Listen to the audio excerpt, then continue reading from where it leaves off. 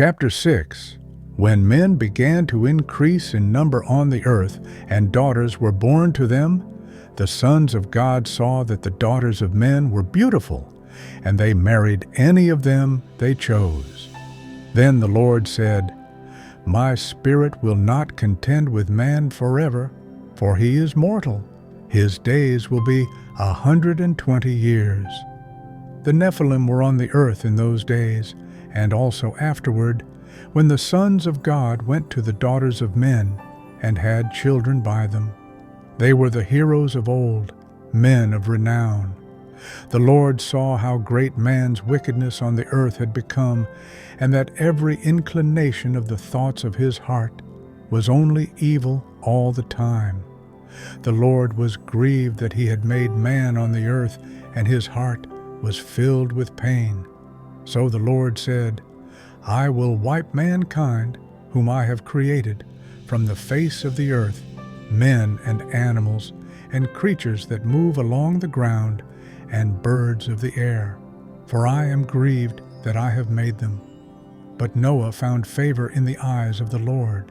This is the account of Noah. Noah was a righteous man, blameless among the people of his time, and he walked with God. Noah had 3 sons, Shem, Ham, and Japheth. Now the earth was corrupt in God's sight and was full of violence. God saw how corrupt the earth had become, for all the people on earth had corrupted their ways. So God said to Noah, I am going to put an end to all people, for the earth is filled with violence because of them. I am surely going to destroy both them and the earth. So make yourself an ark of cypress wood. Make rooms in it and coat it with pitch inside and out. This is how you are to build it. The ark is to be 450 feet long, 75 feet wide, and 45 feet high. Make a roof for it and finish the ark to within 18 inches of the top. Put a door in the side of the ark and make lower, middle, and upper decks. I am going to bring flood waters on the earth to destroy all life under the heavens, every creature that has the breath of life in it. Everything on earth will perish. But I will establish my covenant with you, and you will enter the ark, you and your sons, and your wife, and your sons' wives with you. You are to bring into the ark 2 of all living creatures, male and female, to keep them alive with you. 2 of every kind of bird, of every kind of animal, and of every kind of creature that moves along the ground will come to you to be kept alive. You are to take every kind of food that is to be eaten and store it away as food for you and for them. Noah did everything just as God commanded him. Chapter 7. The Lord then said to Noah, Go into the ark, you and your whole family, because I have found you righteous in this generation. Take with you 7 of every kind of clean animal, a male and its mate, and 2 of every kind of unclean animal, a male and its mate, and also 7 of every kind of bird, male and female, to keep their various kinds alive throughout the earth. 7 days from now I will send rain on the earth for 40 days and 40 nights, and I will wipe from the face of the earth every living creature I have made. And Noah did all that the Lord commanded him. Noah was 600 years old when the flood waters came on the earth. And Noah and his sons and his wife and his sons' wives entered the ark to escape the waters of the flood. Pairs of clean and unclean animals, of birds, and of all creatures that move along the ground, male and female, came to Noah and entered the ark, as God had commanded Noah. And after the 7 days, the flood waters came on the earth. In the 600th year of Noah's life, on the 17th day of the 2nd month, on that day all the springs of the great deep burst forth, and the floodgates of the heavens were opened, and rain fell on the earth 40 days and 40 nights. On that very day, Noah and his sons, Shem, Ham, and Japheth, together with his wife and the wives of his 3 sons, entered the ark. They had with them every wild animal according to its kind, all livestock according to their kinds, every creature that moves along the ground according to its kind, and every bird according to its kind, everything with wings. Pairs of all creatures that have the breath of life in them came to Noah and entered the ark. The animals going in were male and female of every living thing, as God had commanded Noah. Then the Lord shut him in. For 40 days the flood kept coming on the earth, and as the waters increased, they lifted the ark high above the earth. The waters rose and increased greatly on the earth, and the ark floated on the surface of the water. They rose greatly on the earth, and all the high mountains under the entire heavens were covered. The waters rose and covered the mountains to a depth of more than 20 feet. Every living thing that moved on the earth perished: birds, livestock, wild animals, all the creatures that swarm over the earth, and all mankind. Everything on dry land that had the breath of life in its nostrils died. Every living thing on the face of the earth was wiped out. Men and animals and the creatures that move along the ground and the birds of the air were wiped from the earth. Only Noah was left, and those with him in the ark. The waters flooded the earth for 150 days. Chapter 8. But God remembered Noah and all the wild animals and the livestock that were with him in the ark, and he sent a wind over the earth, and the waters receded. Now the springs of the deep and the floodgates of the heavens had been closed, and the rain had stopped falling from the sky. The water receded steadily from the earth. At the end of the 150 days, the water had gone down, and on the 17th day of the 7th month, the ark came to rest on the mountains of Ararat. The waters continued to recede until the 10th month, and on the first day of the 10th month, the tops of the mountains became visible. After 40 days, Noah opened the window he had made in the ark and sent out a raven, and it kept flying back and forth until the water had dried up from the earth.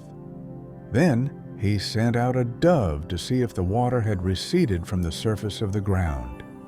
But the dove could find no place to set its feet, because there was water over all the surface of the earth. So it returned to Noah in the ark. He reached out his hand and took the dove and brought it back to himself in the ark. He waited 7 more days and again sent out the dove from the ark. When the dove returned to him in the evening, there in its beak was a freshly plucked olive leaf. Then Noah knew that the water had receded from the earth. He waited 7 more days and sent the dove out again, but this time it did not return to him. By the first day of the first month of Noah's 601st year, the water had dried up from the earth. Noah then removed the covering from the ark and saw that the surface of the ground was dry. By the 27th day of the 2nd month, the earth was completely dry. Then God said to Noah, "Come out of the ark, you and your wife and your sons and their wives. Bring out every kind of living creature that is with you, the birds, the animals, and all the creatures that move along the ground, so they can multiply on the earth and be fruitful and increase in number upon it." So Noah came out, together with his sons and his wife and his sons' wives. All the animals and all the creatures that move along the ground and all the birds, everything that moves on the earth, came out of the ark, one kind after another. Then Noah built an altar to the Lord, and taking some of all the clean animals and clean birds, he sacrificed burnt offerings on it.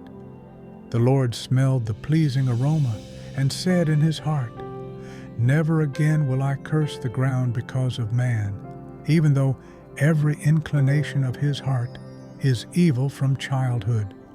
And never again will I destroy all living creatures as I have done. As long as the earth endures, seed time and harvest, cold and heat, summer and winter, day and night will never cease. Chapter 9. Then God blessed Noah and his sons, saying to them, Be fruitful and increase in number and fill the earth. The fear and dread of you will fall upon all the beasts of the earth and all the birds of the air, upon every creature that moves along the ground, and upon all the fish of the sea. They are given into your hands. Everything that lives and moves will be food for you. Just as I gave you the green plants, I now give you everything. But you must not eat meat that has its lifeblood still in it. And for your lifeblood I will surely demand an accounting. I will demand an accounting from every animal, and from each man too, I will demand an accounting for the life of his fellow man.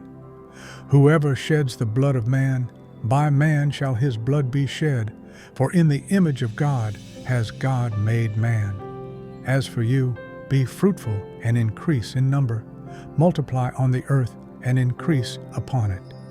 Then God said to Noah and to his sons with him, I now establish my covenant with you and with your descendants after you, and with every living creature that was with you, the birds, the livestock, and all the wild animals, all those that came out of the ark with you, every living creature on earth. I establish my covenant with you. Never again will all life be cut off by the waters of a flood. Never again will there be a flood to destroy the earth. And God said, This is the sign of the covenant I am making between me and you, and every living creature with you, a covenant for all generations to come. I have set my rainbow in the clouds, and it will be the sign of the covenant between me and the earth.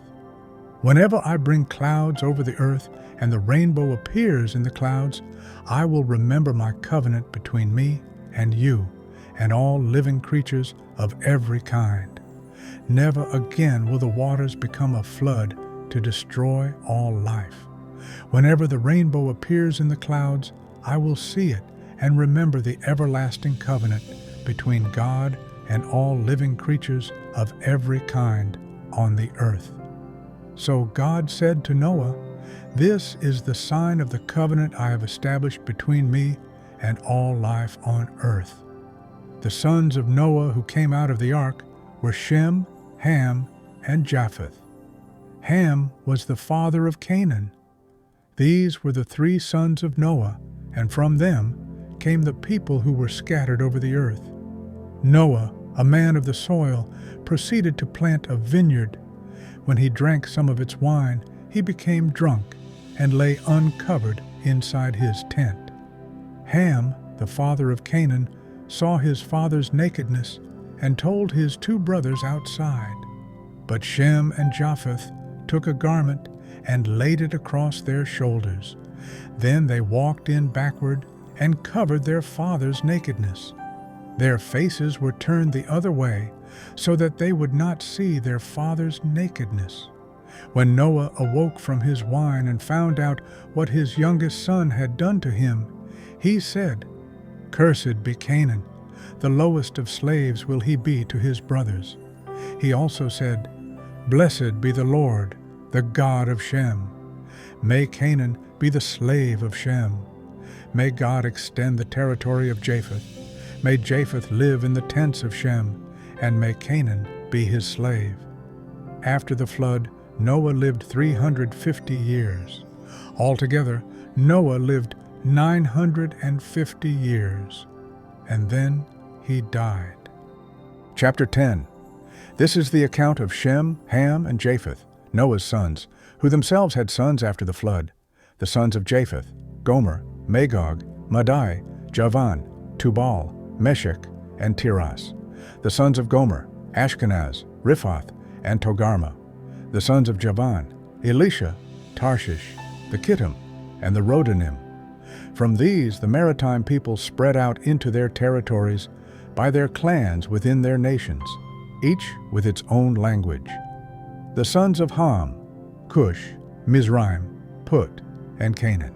The sons of Cush, Seba, Havilah, Sabta, Ramah, and Sabteka. The sons of Ramah, Sheba, and Dedan.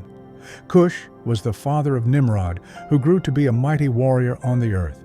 He was a mighty hunter before the Lord. That is why it is said, like Nimrod, a mighty hunter before the Lord. The first centers of his kingdom were Babylon, Erech, Akkad, and Calneh in Shinar. From that land he went to Assyria, where he built Nineveh, Rehoboth-ir, Calah, and Resen, which is between Nineveh and Calah. That is the great city. Mizraim was the father of the Ludites, Anamites, Lehabites, Naphtuhites, Pathrusites, Casluhites, from whom the Philistines came, and Caphtorites. Canaan was the father of Sidon, his firstborn, and of the Hittites, Jebusites, Amorites, Girgashites, Hivites, Archites, Sinites, Arvadites, Zemarites, and Hamathites. Later the Canaanite clans scattered, and the borders of Canaan reached from Sidon toward Gerar as far as Gaza, and then toward Sodom, Gomorrah, Admah, and Zeboim as far as Lasha. These are the sons of Ham by their clans and languages in their territories and nations. Sons were also born to Shem, whose older brother was Japheth. Shem was the ancestor of all the sons of Eber. The sons of Shem, Elam, Ashur, Arphaxad, Lud, and Aram. The sons of Aram, Uz, Hul, Gether, and Meshech. Arphaxad was the father of Shelah, and Shelah the father of Eber. 2 sons were born to Eber. One was named Peleg, because in his time the earth was divided. His brother was named Joktan. Joktan was the father of Almodad, Sheleph, Hazarmaveth, Jerah, Hadaram, Uzal, Dikla, Obal, Abimael, Sheba, Ophir, Havilah, and Jobab. All these were sons of Joktan. The region where they lived stretched from Mesha toward Sephar in the eastern hill country. These are the sons of Shem by their clans and languages, in their territories and nations. These are the clans of Noah's sons, according to their lines of descent within their nations. From these the nations spread out over all the earth after the flood.